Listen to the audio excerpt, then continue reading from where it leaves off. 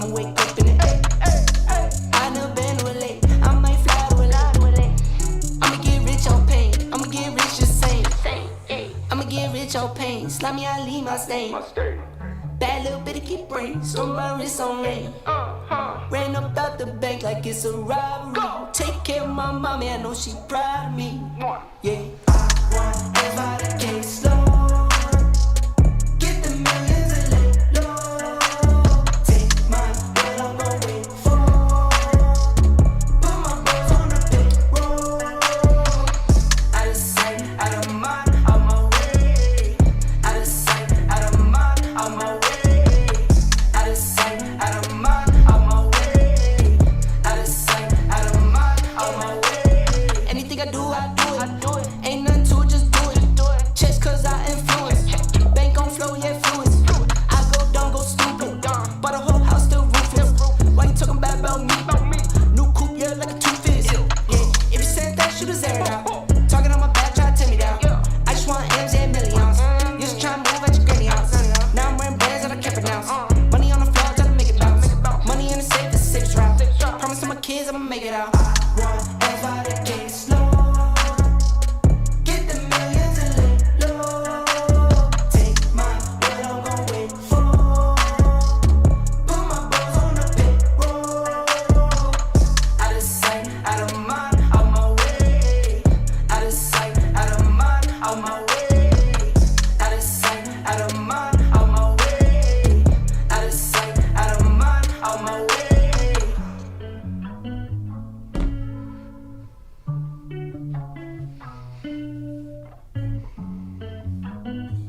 Welcome to Better Than Ever Live.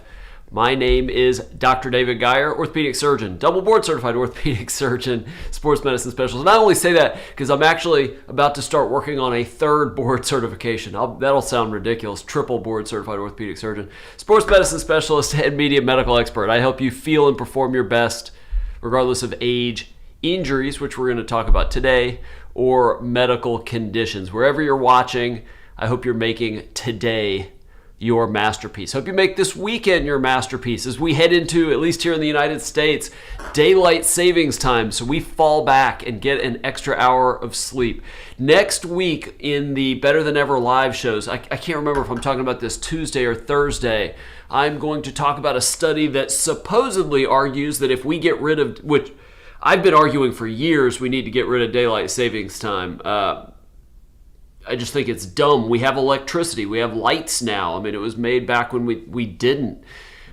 But there's a study that says if we get rid of it, it'll be bad for our health. Let me just say I'm very, very skeptical of that for sure. Remember, this is Ask Dr. Geier Live. So this show, unlike Tuesdays and Thursdays, where I talk about a lot of medical studies to help you feel and perform your best. In this one, I just answer your questions, whether they're health and wellness related, whether they are bone and joint and injury related. That is what this is for. Remember, though, this is not specific medical advice. I'm not your doctor. You're not my patient. I haven't examined you. I haven't seen x-rays. I haven't looked at MRIs or CT scans. I haven't looked at lab work. So I am not giving you specific medical advice. This is meant for general information and educational purposes only. If you have specific medical questions, please talk to your doctor. But I'd love to know who you are, where you are. So if you could, first name and location, and then keep your question basically to one sentence, basically something that I can put on the screen, because I just am not going to read an entire paragraph while everybody watches. That's just not what this show is. And to be fair, if you can't describe what your issue is in a sentence, you're going to have a tough time when you actually do go to a doctor. Very, very short to that. Lot of stuff going on, so I can talk depending on questions you have. If you don't have any, I've got all sorts of stuff. And I do want to address some things that were asked, or at least one thing that was asked last Friday in our Ask Dr. Geier Live. So if we get slow, I may address that. All right, let's start with, let's see, Nazia is blowing me up. She is in Qatar. Thank you for joining. I'm curious what time it is over there. If what is that, 8-9 hours ahead? I've got to think, sorry, I just had an alert pop up on my screen. I've got to think it is very late or early morning over there, but very appreciative. Let's see.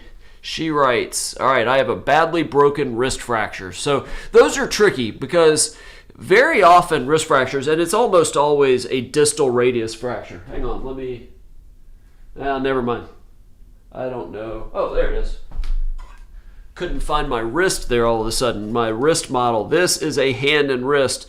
You almost always break the wrist at the distal radius. That's the end of the long bone, one of the two long bones in the forearm. That's the distal radius.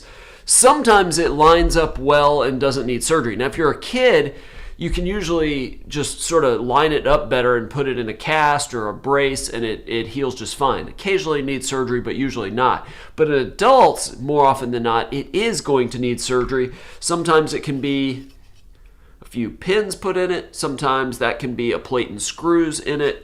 That is something that is worth looking into, especially as you get older and you start to develop thinning bones, even worse, osteoporosis, you have hormone issues. So you typically see this in postmenopausal women, but very often it needs surgery. So that's something to kind of watch out for. And if you fall on your wrist and it looks crooked, definitely go to an emergency room where they have orthopedic services.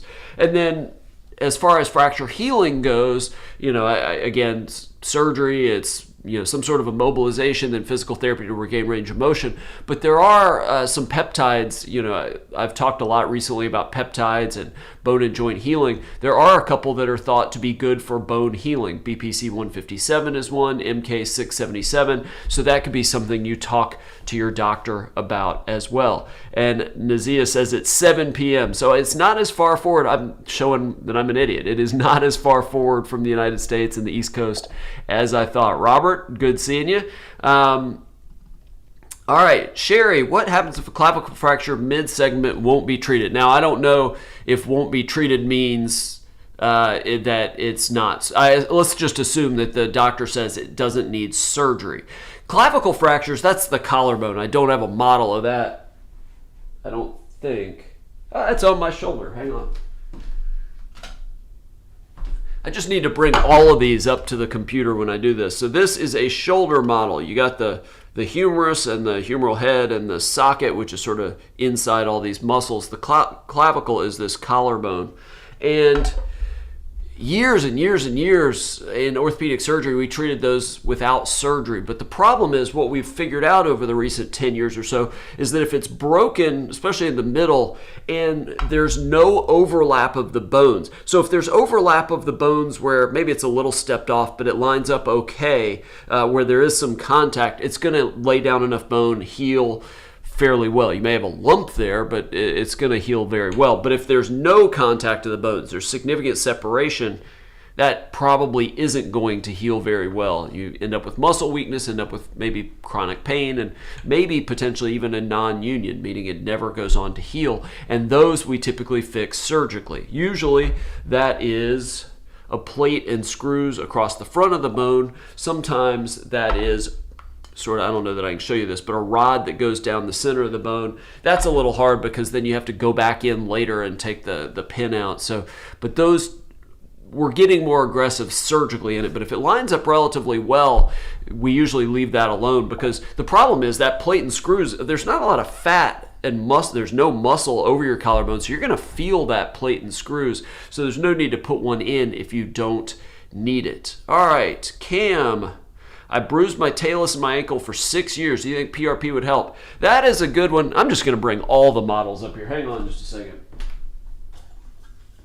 Well, I'll just do it one at a time. So the ankle, if you're looking at that, this is the tibia. Let me point to this and not get my finger in the way. This is the tibia, the shin bone.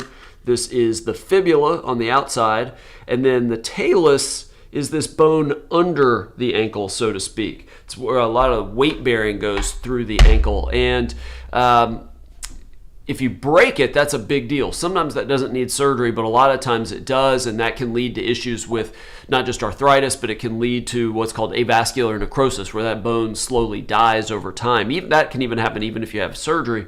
But if it's not broken, then what can happen sometimes with the tailless is that the cartilage over it can sort of fissure or fragment, sort of like a pothole on a road. You see that after ankle sprains sometimes. People sprain their ankle, and a small percentage of them, 6 weeks, 3 months, 6 months later, keep hurting.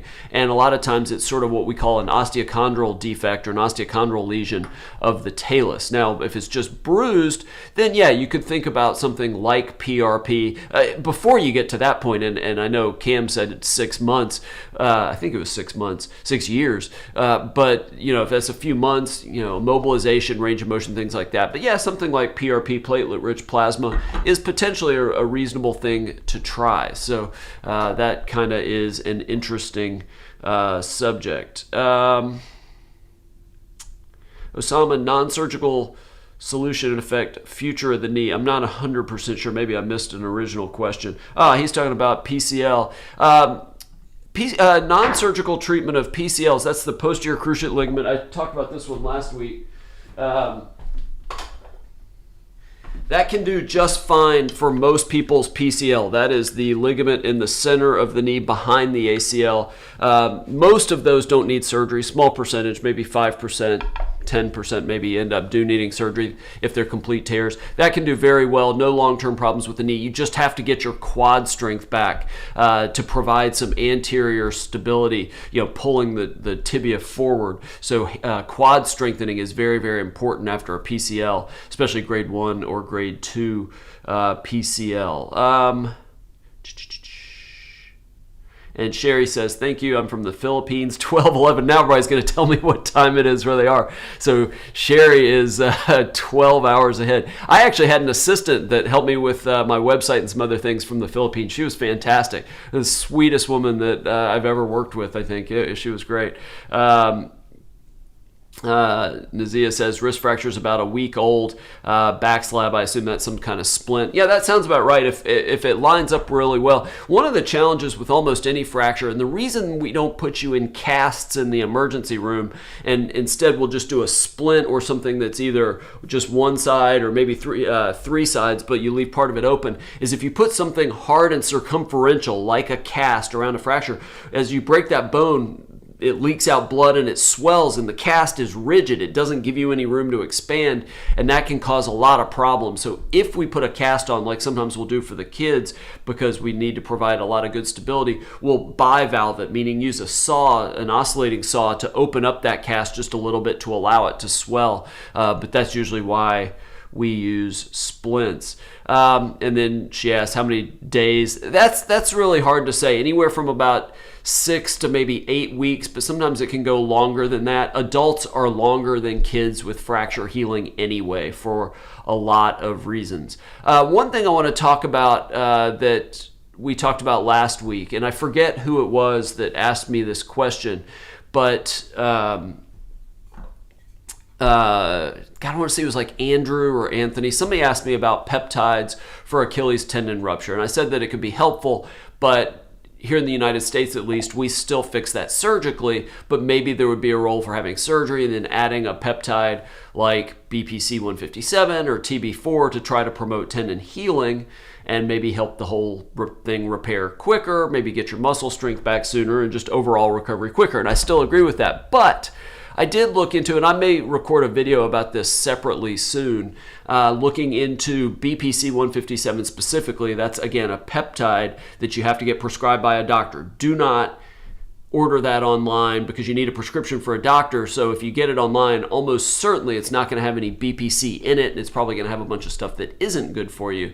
So if you tried BPC 157, there are some studies, and these are in mice or in rats. I think I've seen multiple studies where they cut the Achilles tendon of the mouse or of the rat right at where it attaches and then did nothing else, didn't sew it back together, but then gave the rats BPC 157, gave the mice BPC 157 on a regular basis, and it ended up healing the Achilles tendon, which is surprising. Now, the Achilles tendon in humans will heal on its own, but it's thought to have at least a fairly high injury rate, re-tear rate. And so it's not to say that you couldn't do it with, all right, I'm not going to have surgery for an Achilles tendon rupture. I'm just going to try a peptide like BPC. I just don't know that I feel strong enough about it that that's enough, that I would still worry about the potential for re-injury 3 months, 6 months, 2 years later. Now, I don't have anything to base that on other than just non-surgical, the studies based on non-surgical treatment of Achilles tendon ruptures without BPC. And it just would make me a little nervous if this was me personally. If it was me, I'd have surgery, maybe a minimally invasive Achilles tendon repair, and then try the peptide after that to try to promote healing. But it might work. It's just we haven't tested it on humans. And that would be a tough study to get approved, because you would have to do, to make it effective, a randomized control trial where certain people randomize into the surgery group, sort of the traditional what we do now, and then some people are told you can't have surgery and then we'll do this BPC, something like that. It would just be tough to do ethically, tough to get that passed by an IRB, an institutional review board, but it would be very interesting to know. Nizia says, I'm 18 years old. That's a tough injury for 18-year-olds. If you break your wrist at 18, 25, something in that time frame, typically it requires a lot of force. And so that's where sometimes you can have issues with being broken into multiple pieces, and you need surgery. Now, some people may be just on the tail end of being pediatric, and then it lines up pretty well. But in my experience and all my training at a level 1 trauma center and things like that, when you see wrist fractures, distal radius fractures, or maybe it's a scaphoid fracture or something like that in a 21-year-old, 18-year-old, 25-year-old, those tend to be bad injuries and usually need surgery. Don't know if yours does, Nazia, because I haven't seen x-rays, anything like that, but that's kind of what I am thinking of. Let's see, don't have too many other questions. If you have thoughts on anything we talked about, if we talked about earlier this week on Better Than Ever Live, we talked about peanut butter, we talked about dairy and the benefits or potential benefits. Peanut butter, it was memory and overall memory function. With dairy, it was thought to be actually a lower risk of heart disease, lower, even though it has saturated fat, which has been vilified for decades, may actually not be so bad for you. Stuff like that. Ask away. Otherwise, I will probably, let's see, Nazia says, weight loss tips, foods to avoid during polycystic, I assume that PCOD, polycystic ovary disease. That is tricky, and I'll be the first to tell you I'm not an OBGYN. Polycystic ovary disease has thought to have a couple different underlying causes, issues with insulin and insulin irregularities or metabolic syndrome where people are overweight and they get potentially type 2 diabetes, things like that, and even hormone issues. And again, so I'm not a primary care doctor or an OBGYN, but I feel like the first thing to do would be to get to the bottom of it, find out what the issues are, maybe some insulin tests, some continuous glucose monitors to see what your insulin is doing, and then maybe getting a blood work to show a hormone panel and optimize hormones, probably outside the scope of what I do specifically, more in the lines of the OBGYNs, but that can be a good thing. As far as weight loss tips go for that, I've talked on my Better Than Ever Live show.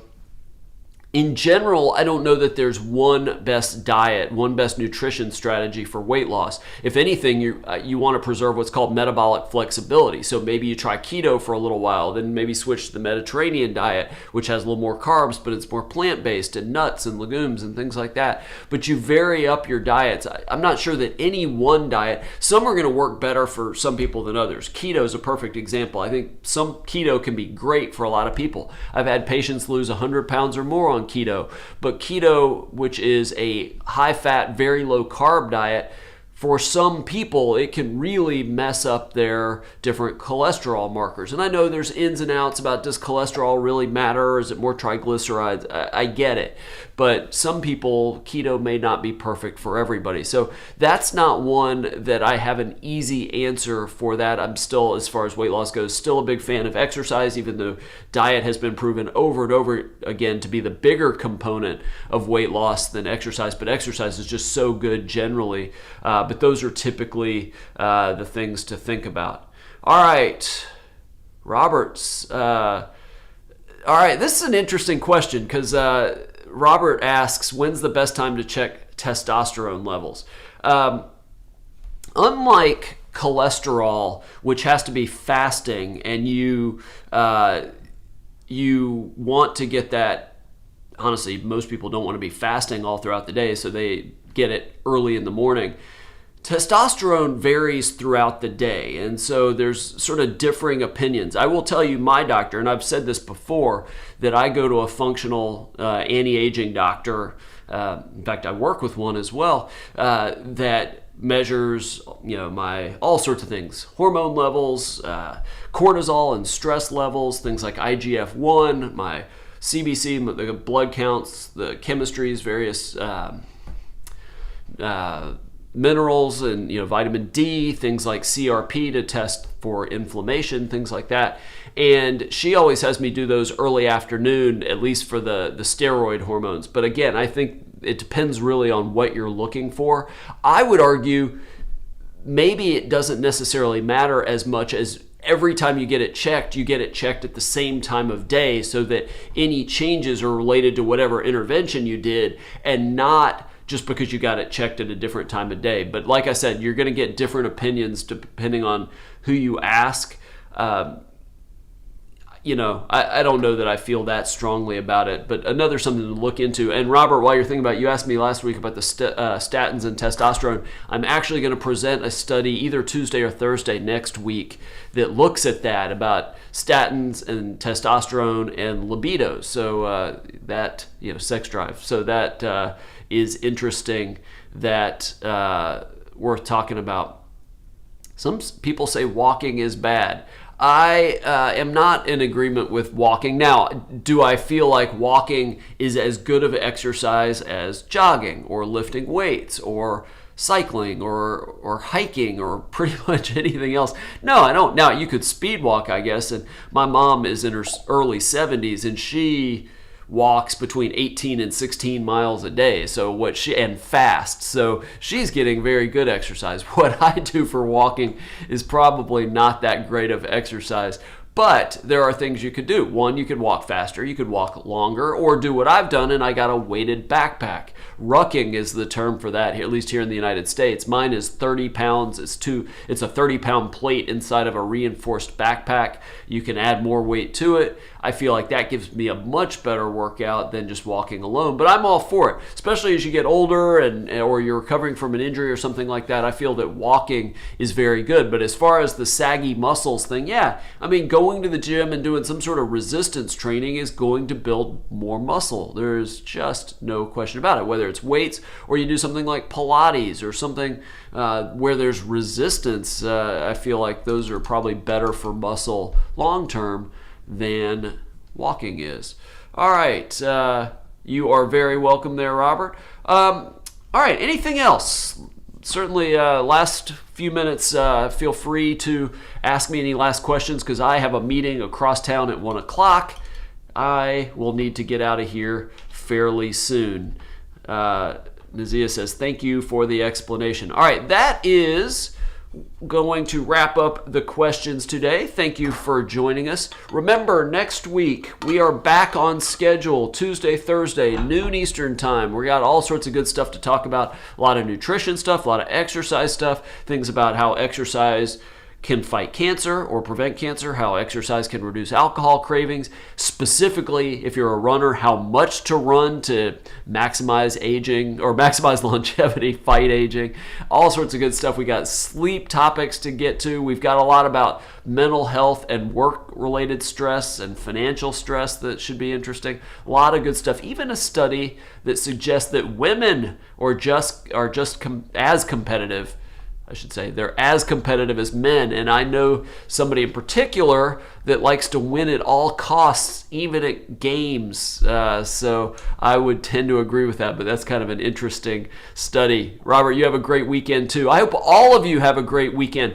Remember, Tuesday, Thursday, there is no Ask Dr. Geier Live Friday next week. We will do these as often as we can, but I can't do every Friday, including next Friday. So if you have questions, save those, probably for the week after. I can't think of my schedule off the top of my head, but I'm going to try to do those as many Fridays, as many Fridays as we can.